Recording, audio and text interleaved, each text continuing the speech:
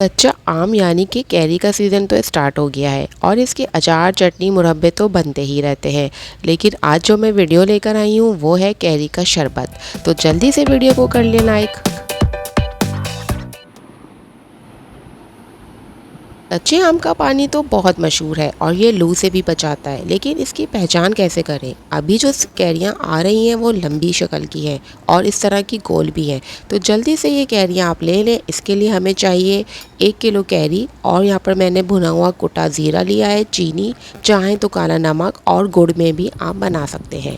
इस कैरी की पहचान तो मैंने आपको करा दी। आप आज ही या कल ही ये शरबत ज़रूर बना लें, क्योंकि कैरियाँ आती हैं बहुत थोड़े टाइम के लिए और फिर उनके अंदर आम बनना शुरू हो जाता है और वो मीठी हो जाती हैं। तो ये तो कच्चे आम ही से बनती हैं। कच्चे आम आप ले लीजिए 1 किलो और उसके हिसाब से आधा किलो चीनी डाल लें।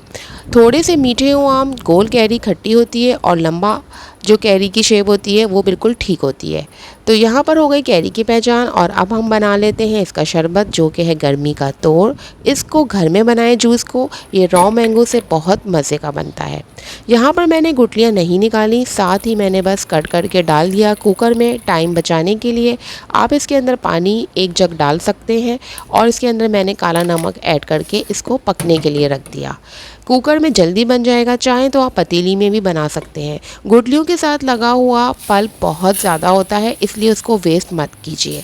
दूसरी साइड पर हम शीरा बना लेंगे। शीरा बनाने के लिए मैंने चीनी बराबर की ली है। आप अगर थोड़ा खटास पसंद करते हैं तो चीनी कम भी कर सकते हैं। यहाँ पर मैंने 1 जग पानी में आधा किलो चीनी डाली है।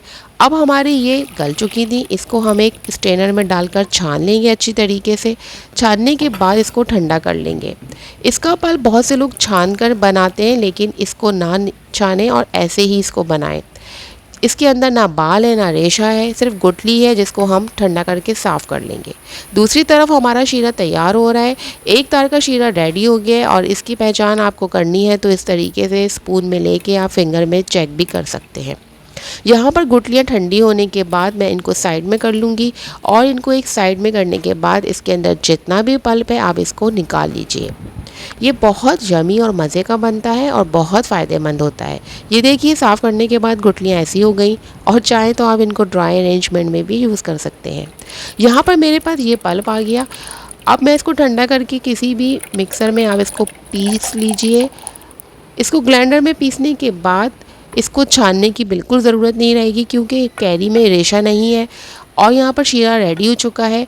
जो भी हमने पल्प को पीसा है, कैरी, उबली हुई कैरी को, उसको हमने इसके अंदर ऐड करना है। अब सारा पल्प इसके अंदर हम ऐड कर देंगे और 2 से 3 मिनट इसको फिर पकाएंगे।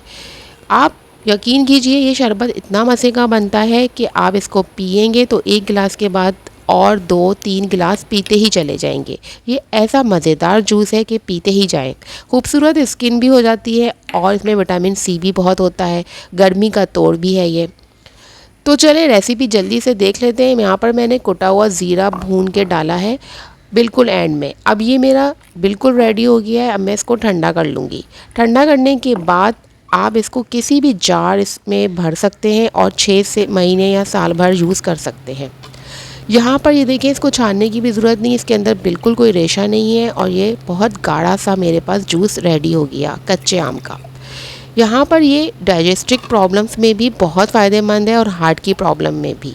इसके फ़ायदे तो बहुत हैं। ये एंटीऑक्सीडेंट भी होता है। कच्चे आम को, जिसको हम कैरी कहते हैं, और इसको हम आम का पन्ना भी कहते हैं। आप चाहें तो लेमन डाल लें, मगर इसकी ज़रूरत नहीं। अगर इसको सर्विंग करनी है उसी वक्त तो आप जग में डाल सकते हैं और बहुत सादा इसके अंदर आप बर्फ़ भी डाल सकते हैं। पुदीना भी इसमें डलता है। अगर मिंट का फ्लेवर आपको पसंद हो तो इसके अंदर पीसते वक्त आप डाल सकते हैं। मैं इसलिए नहीं डालूंगी कि पुदीना काला हो जाता है और वो जूस ख़राब हो जाएगा। आप जिस वक्त पिए उस वक्त इसमें पुदीना ऐड कर सकते हैं और ये बहुत रिफ़्रेशिंग होता है और आपकी खोई हुई तवानाई और डिहाइड्रेशन को ख़त्म करेगा। आप चाहें तो इसमें बहुत सारी बर्फ़ डाल के इसको चिल भी कर सकते हैं और चाहें तो इसको फ्रीज़र में भी इसी तरह से रख सकते हैं। ये बिल्कुल ख़राब नहीं होता। कैरी बहुत कम टाइम के लिए आती है और गर्मी बहुत लंबे सीज़न के लिए होती है, इसलिए आप इसको आइस क्यूब्स में इस तरह ट्रे में बना के भी फ्रीज़र में रख सकते हैं या फिर किसी बॉटल में, जार में भी भर के फ्रीज़र किया जा सकता है। इस छोटी सी वीडियो में मैंने आपके साथ बहुत सारी टिप्स शेयर कर ली हैं कि इसको कैसे बनाते हैं, इसके बेनिफिट्स और इसको फ्रीज़र करने का तरीका। कोशिश यही होती है कि बहुत सारी इन्फॉर्मेशन आपको जल्दी से दे दी जाएं। मुझे उम्मीद है कि आपको ये पसंद आएगा और जल्दी से कैरियाँ ख़त्म होने से पहले ही बना के इसको स्टोर कर लें ताकि बाकी गर्मी आप इसको इंजॉय कर सकें। तो मुझे दे अगली वीडियो तक के लिए इजाज़त। अल्लाह हाफ़िज़।